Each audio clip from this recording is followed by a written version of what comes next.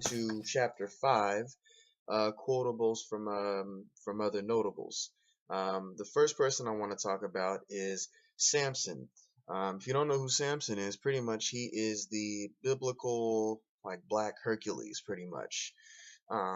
Most people are willing to concede this. When they talk about Samson, the main thing to note about him was that he was a Nazarite. And we're going to get into this a little bit later, but Nazarites, they weren't supposed to touch anything dead. They weren't supposed to drink wine or grapes, that type of thing. And another thing is that they weren't supposed to cut their hair. And when we look at Samson, they refer to him as having locks, and I know that, that word is kind of thrown around a lot when it comes to hair, especially, when we look at a lot of the media today. Oh, your locks are so golden and da da da da da da da da. But in this sense, when they talk about locks, they're talking about actual dreadlocks, not just individual strands of hair. Like, we're talking about actual locks. And that's one of the main things to note is because obviously, like, look, with Black people, if our hair just continues to grow and it's uh, they'll just naturally form into locks. That's why we have that texture in our hair when people might call it nappy or whatever, but it's just a natural locking of the hair. It's like strands of DNA. How it all just kind of comes together and intertwines, and that's essentially, that's essentially what happens. And even then, there's some people that say, that still kind of hold on to that notion that it's when they talk about locks, they're talking about hair. Well, I can't say for the whole Bible, but certainly when it comes to Samson, um, the Bible makes a distinction. For instance, when all throughout his life, they talk about him having locks, and when we get to I'm just gonna read it for you. When the author of the book of Judges, this is pretty much right after Delilah cuts his hair and he loses all his strength or whatever. It says, "Howbeit the hair on his head began to grow again after his locks were shaving, after he or his locks were shaven." Um, but if you notice, this is howbeit the hair on his head, not howbeit the locks on his head. And the reason why the Bible says hair started to grow back, not locks, is because it wasn't long enough to grow locks. At that point, it was just hair. But obviously, if you read all these different translations, you're going to see that a lot of times locks is changed to just hair, or it's changed to veal. Um, I don't know exactly why, but it's changed for a lot of different ways. But that's Samson right there. So the next section I want to go over is the R word. Going back, I think, to excuse me, chapter 1, when we talk about Adam, a word came up, was ruddy, and this is pretty much what this is right here. When we look at this thing, there's a lot of people that, like I say, when we talk about that, this common sense, they'll take one verse or they'll take one thing and say, well, that's just the way it is, despite all this evidence that I'm presenting. There are still those verses. I think the Bible has like over, I don't know how many thousands of verses, so there's going to be one that has that little nugget in there if you're looking for it. And for those people who like to say, well, the Israelites and the Jews or whatever, they were white or whatever, this is probably the verse that they'll refer to. And the verse that I'm referring to is Lamentations 4:7. Her, Jerusalem, Nazarites were purer than snow. They were whiter than milk. They were more ruddy in body than rubies. Their polishing was sapphire. Okay, so, when we look at this thing, when we look at the beginning of this verse, it's talking about how they're white as snow, whiter than milk, ruddy, all this other stuff. And I'm just going to address this before I even get on to the next part of the verse. But and even then, there are some people who kind of say, well, you live by the sword, you die by the sword, right? Because you told us a couple chapters ago that the Bible God writes things in the Bible so that way to connect with a certain type of people. And here he's talking about snow, right? I mean, you applied this same thing to heat. Why can't you apply this to snow? You know, and it's one of those things where, just in general, if you're really going to be that nitpicky, then you're probably already on your heels with a lot of this information. But it's one of those things where you don't have to necessarily live in the snow to be familiar with it. You know, most of my life I've been raised in Southern California or New Mexico or Florida or Georgia or whatever, and I don't uh, I've never really been in snow, but I know what it is. Um, I've been in there a couple of times, but it's not something I readily identify with. Um, but even then, along these lines, it's really more of a um, metaphorical thing. When they talk about being white as snow or what have you, they're not necessarily talking about skin. They're talking about purity, like if you have white linen or whatever. And I guess where a lot of people kind of get messed up is where they kind of equate white snow with like white cloth or white skin and white cloth or whatever, and say that it's the same thing. And even then, as far as purity or whatever is concerned, as far like genetically speaking, the darker you are, the more pure you are. I mean, it's just the way it is. If you look at black people or whatever, we look at the people who literally hold the genetic key to humanity. And on the other spectrum is white people. And this isn't me, giving any type of rhetoric or whatever. It's really just science. If you really want to talk about purity, then really the dark, like I'm not pure, you know. But really, like the darker you are, the more, I don't want to, I don't want to go too deep into that. I don't want to start sounding like one of those types of people. But if nothing else, what we just read was the first part of this. First part of the chapter, and the one thing that you learn in church, or we should learn, is that you should at least read the whole verse. So this is the first part of the verse. So let's get into the next part. Do do do. Yeah, okay.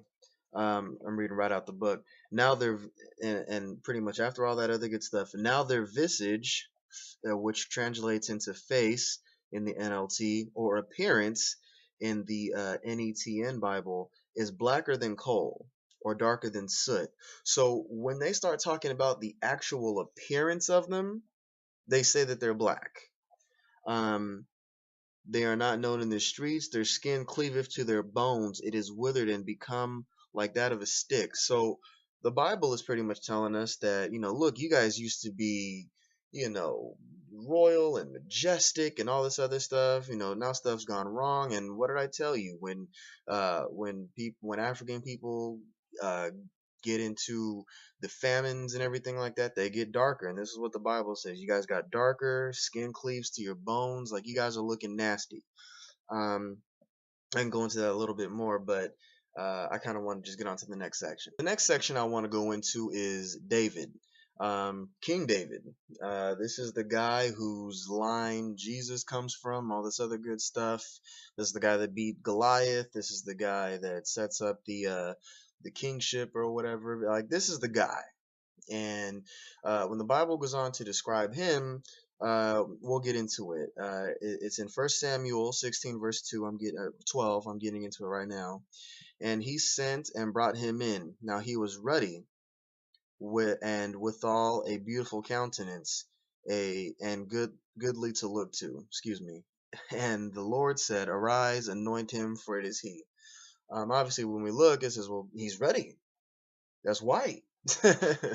But as we can tell from this point on, at least to this point, we can tell that ready really just means young. As we're going to get into it again. But when we read the same verse in a revised version of the Bible, and I know some people out there saying, well, that was in the original King James. That's the one that you said to go to. Now you're reading from a further source or further version. And sometimes, they'll say something, but to clarify it up, they'll put it into a later version. But even then, I don't have to dig into those little specific details to really prove my point. But when we read in a later version, it says, "So Jesse, David's father, sent for him. He was dark and handsome, with beautiful eyes. And the Lord said, 'This is the one, anoint him.'" You see what I'm saying? And even then, when we talk about ruddy being more of a youthful thing instead of an actual appearance, we're going to go down to it. And when Goliath, um, this is when David met Goliath. And I'll just read it. "Sneering in contempt at this ruddy faced boy."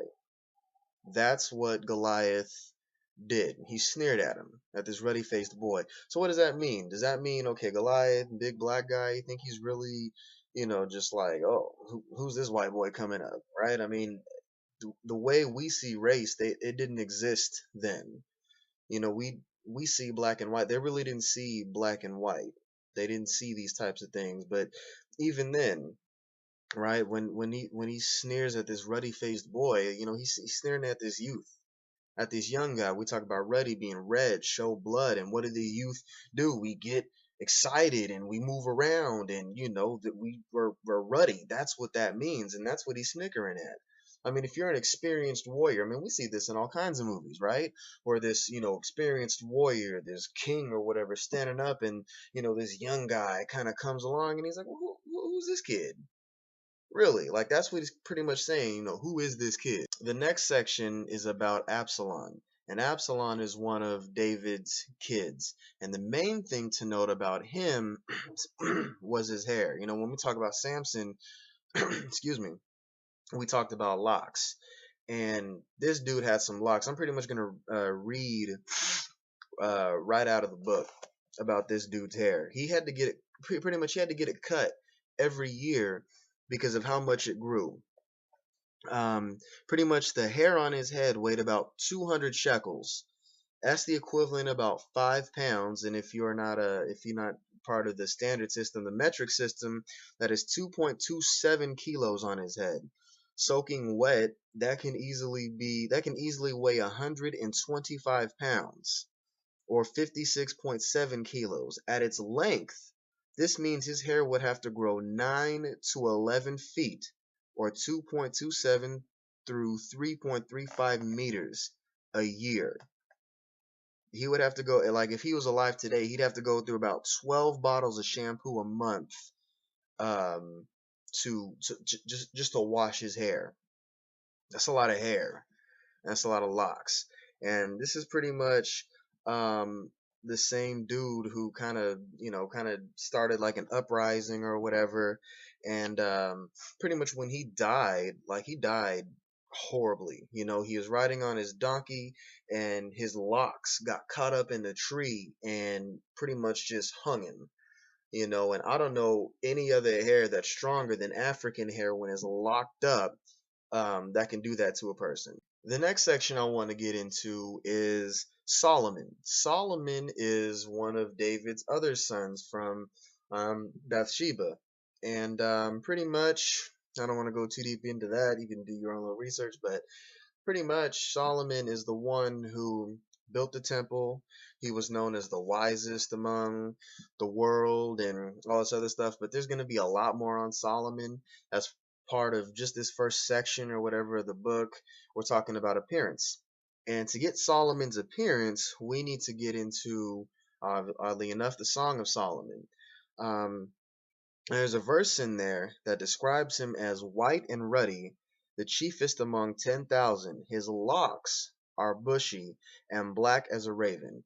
Now, some people that still want to cling to this whole ruddy thing will say, well, he's a white guy. That's what that says. That's what ruddy means, white, right? And obviously we've kind of covered this before, but no, not really. Because if we're looking at this specific verse, then we're kind of looking at somebody who, like a white guy with jet black dreadlocks, which is weird, right? So there's got to be a different way to look at this, right? And pretty much in a later version, they pretty much they kind of cover this. My lover, same verse, Song of Solomon's 5:10 through 11. and it says, "My lover is dark and dazzling. His wavy or curly hair is as black as a raven." So now, we can kind of see how maybe when some of the biblical revisers look into this thing and say, well, that doesn't make sense. It would just be easier to just say he's dark, and that's how that works. So another thing to kind of go along with that, they just describe him as having sparkling eyes, lips like a lily's, arms rounded like bars of gold, legs like marble pillars, and a stately posture. So when you think about Solomon, I mean, you're really thinking about somebody who's tall, strong, kind of built like, he's one of them like football player type dudes. So that's pretty much what we're looking at to get a better picture of Solomon. The next section I want to get into is beautiful black woman. Pretty much, I can go into, I don't know, so much detail talking about black women and all this other stuff and melanin and things of that nature, but I really just want to get into this verse right here. And I know throughout this thing, we're talking about a lot of beautiful black women that the Bible describes, and now we're getting pretty much into like the best of them all. When we look at Solomon, he had access to Pharaoh's daughter from Egypt, 700 wives, and 300 concubines from Moab, Ammon, Edom, Sidon, and the Hittites. And when we look at this, when we look at where these races go, I mean, he had access to pretty much Arabs, Asians, Caucasians, and Africans. And there's only one woman that catches this dude's eye, that just grips him. And we're going to read a lot more about this woman later, but as far as how she looked, this is what we're getting into. This is what we're getting into right now. And when we look at the Song of Songs or Solomon, chapter 1, 5, and 6. This one I'm reading out of the New Living Translation, but it's pretty much the same thing from the King James Version. But here it goes. I am dark, but beautiful, O women of Jerusalem, dark as the tents of Kedar, dark as the curtains of Solomon's tents. Don't stare at me because I am dark. The sun had darkened my skin. Right? So we see there what 1, 2, 3, 4, 5 times in 2 verses, the Bible goes out of its way to tell you how dark this woman is. And this is the woman who just gets Solomon's attention. Now I know that there's some people out there that saying, well, this whole book is metaphorical and it's really talking about, and then they're gonna start going into concepts and everything like that, and I'm all for that. I am. I'd love to have that conversation and discussion, but a lot of people are still stuck on the skin color conversation. A lot of people are still stuck on, who's black and racial stuff and who's not. And this is where people like me gotta come in and get to it. But I mean, obviously, there's a whole section on this. I'm not gonna go too deep, but another thing I want to note is that it notes that she has locks. In the Song of Songs, you can look in chapter 4, verse 1 and 3, chapter 5, verse 2, chapter 6, verse 7. So it goes out of its way to tell you that she's a dark-skinned woman with locks. And even in the picture that I have in the book is a pretty bad description of what she would have looked like, but it's one of those things where I just needed to put something in there. I'm not gonna go too much into the details of how everything came about, but I mean, when we think about it, and a lot of these black women get into this issue of looks and how they should look, and should I do the natural thing or should I, this and that or whatever. Like, I'm not here to tell you how you should look or dress or whatever. That's not my place.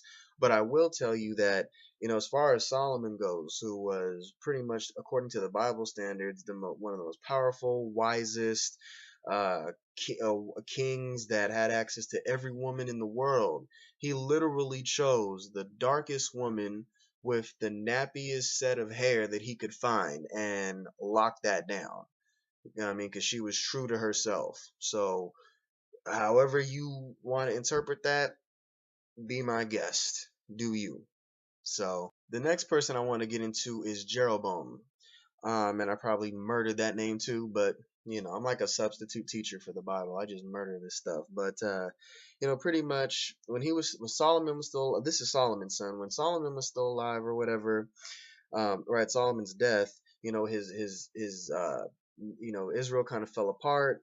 Rehoboam controlled the southern, and Jeroboam controlled like the northern. The tribes were split, and pretty much Jeroboam, uh, he went to Egypt to hide because they were looking for him. He went to Egypt to hide, and he fled. And it says he rose and fled to Egypt under Shishak, king of Egypt, and was in Egypt until the death of Solomon.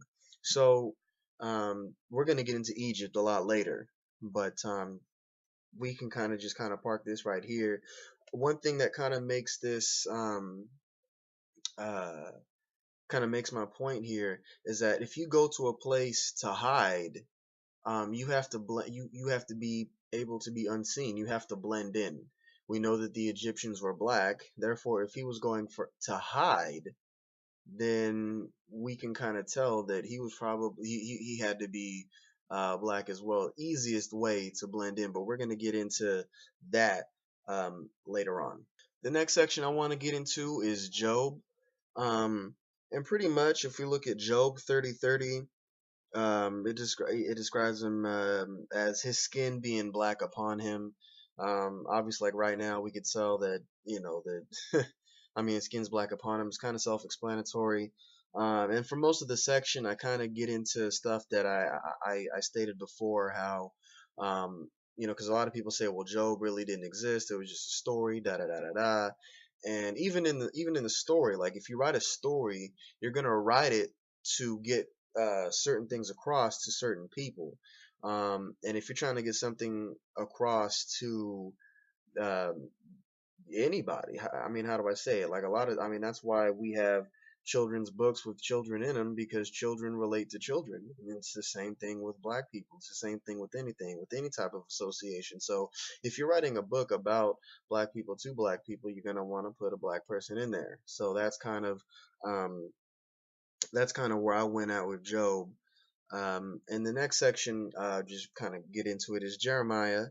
And if we look at Jeremiah 8:21, it says, for the hurt of the daughter of my people, I am hurt. I am black. Astonishment have taken hold of me. Some people say, well, that's not literal. It's whatever. At this point, it doesn't really matter. Like, it's just really just another reference to put in there. Take it or leave it. The point pretty much has already been made. So, with that, this is the end of the chapter. We're going to go on to the next one, which is chapter 6, the New Testament notables. Going to be some good stuff coming up. So with that, I will see you at the next one. This is Raday Leavy with Standard Reason, Blacks in the Bible. Gotta plug it. Facebook, Twitter, site.